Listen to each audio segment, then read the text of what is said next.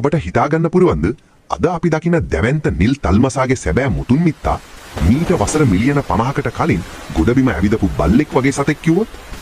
කලින් වීඩියෝ එකේදී අපි කතා කළා භයංකර කුරුල්ලන්ගෙන් බේරෙන්න කැලෑවේ හැංගිලා හිටපු අපේ ක්ෂීරපායි මුතුන් මිත්තන් ගැන. ඩයිනසෝරයන් නැති මේ ලෝකේ කෑම බීම ඕනෑතරම් තිබුණු නිසා මේ ක්ෂීරපායි සතුන් ඊටාම වේගයෙන් යෝධයන් බවට පත් වුණා. මේ කාලේ පැකිසීටස් කියලා හඳුන්වන කුඩා රුකයෙක් වගේ පෙනුණු සතුන් පිරිසක් හිටියා. ඔවුන් ගොඩබිම හිටපු අර යෝධ දරයක්කාරයින්ගෙන් බේරෙන්න සහ ලේසියෙන් කෑම හොයාගන්න ටිකෙන් ටික නොගැඹුරු මුහුදු වතුරට බහින්න පටන් ගත්තා. මෙන්න මෙතන තමයි විද්‍යාවේ තියෙන පුදුම සහගතම පරිණාමය සිද්ධ වෙන්නේ. අවුරුදු මිලියන ගණනක් යද්දී මේ සතුන්ගේ කකුල් කොට වෙලා ඇඟිලි අතර දැල් බැඳිලා සාගරේ පිහිනන්න පුරුවන් බලගතු වරල් බවට පත් වුණා. බැසිලෝසෝරස් වගේ අඩි 60ක් දිග මුහුදු රකුසන් විදියට මුළු සාගරයම පාලනය කරන්න මේ අලුත් තල්මසුන් සමත් වුණා.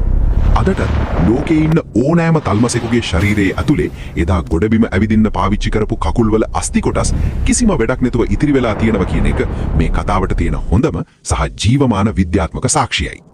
මේ විදිහට තල්මසුන් මුහුද ජයගනිද්දී ගොඩබිම ලොකු දේශගුණික විපර්යාසයක් සිද්ධ වුණා. ඊළඟ වීඩියෝ එකෙන් අපි කතා කරන්නේ ලෝකයේ උෂ්ණත්වය